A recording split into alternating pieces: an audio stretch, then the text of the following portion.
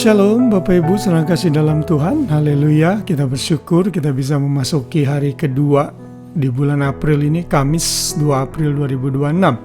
Kita masih terus belajar mengenai kemuliaan Injil di sepanjang bulan April ini, sekaligus juga mempersiapkan diri menyambut untuk memperingati hari Paskah, hari di mana Yesus mati bagi manusia berdosa dan juga bangkit dari kematian. Hari ini kita belajar dengan judul Injil dalam Perjanjian Lama. Kemarin kita sudah belajar dari Kejadian 3:15 bahwa Injil pertama kali diberitakan di dalam kitab Kejadian 3:15, di mana Tuhan memberikan nubuat bahwa keturunan dari Hawa atau sang perempuan itu akan meremukkan kepala iblis, dan itu sudah dilakukan oleh Tuhan Yesus di kayu salib. Iblis berusaha meremukkan tumit Tuhan Yesus dan itu juga terjadi di kayu salib, tapi dia gagal karena Yesus ternyata tidak mati untuk selamanya. Ia bangkit pada hari yang ketiga.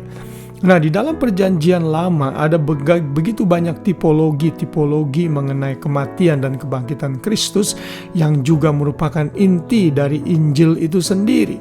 Setelah Injil diberitakan pertama kali dalam Kejadian 3:15 yang kita kenal dengan Proto-Evangelium, di dalam Perjanjian Lama kita melihat misalnya Injil itu sudah dinubuatkan, yaitu mengenai kematian Tuhan Yesus itu sendiri. Di sana dicatat dalam Yesaya 53 ayat 5.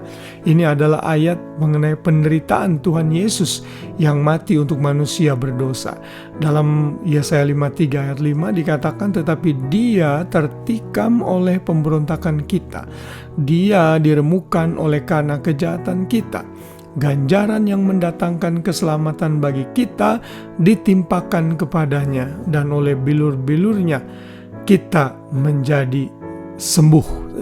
Ini tentunya adalah berita kabar baik sebenarnya yang sudah dicatat di dalam Perjanjian Lama.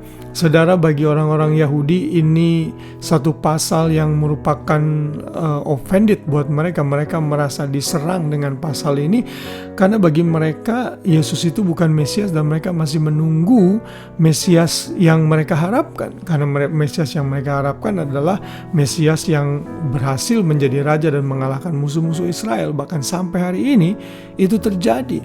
Bahkan bagi orang-orang Yahudi tertentu yang demikian fanatik, mereka menyobek halaman pasal 53 dari kitab Yesaya ini karena mereka tidak suka ini dialihkan kepada Tuhan Yesus. Tentunya ini jelas sekali nubuatan yang sudah digenapkan di dalam Tuhan Yesus.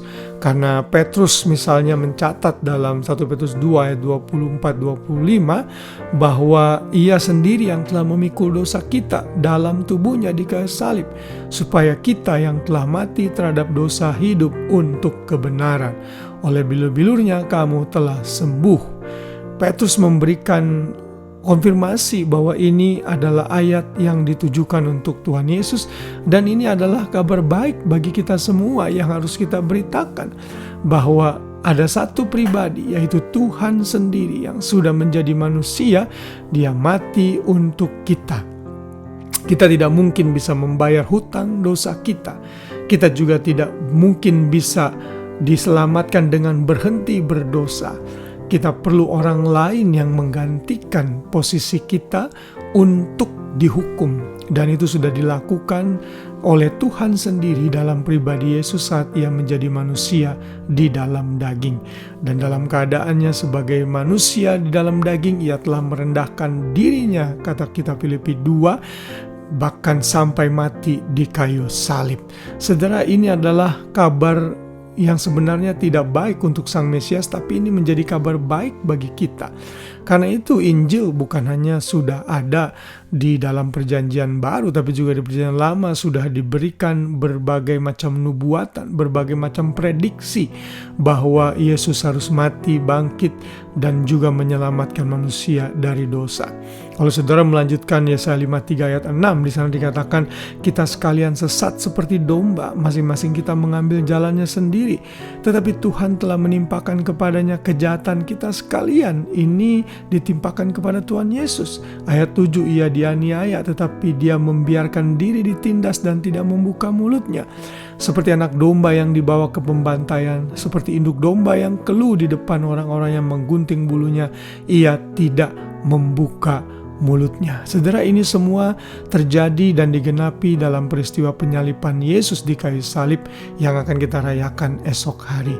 Dan biarlah hari ini kita semakin bersyukur dan semakin mengerti bahwa kabar baik Injil yang penuh kemuliaan itu sudah ada bahkan sejak dari kitab Kejadian, di beberapa kitab Perjanjian Lama, dan kita melihat salah satunya adalah dalam Yesaya pasal 53 ayat 5-7 ini.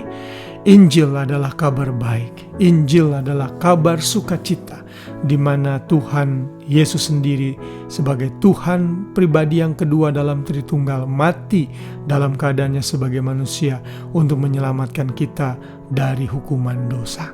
Mari bersyukur untuk kemuliaan Injil yang sudah kita percaya dan bagikan berita Injil kepada setiap orang yang belum pernah dan belum mau menerima Yesus agar mereka percaya dan diselamatkan.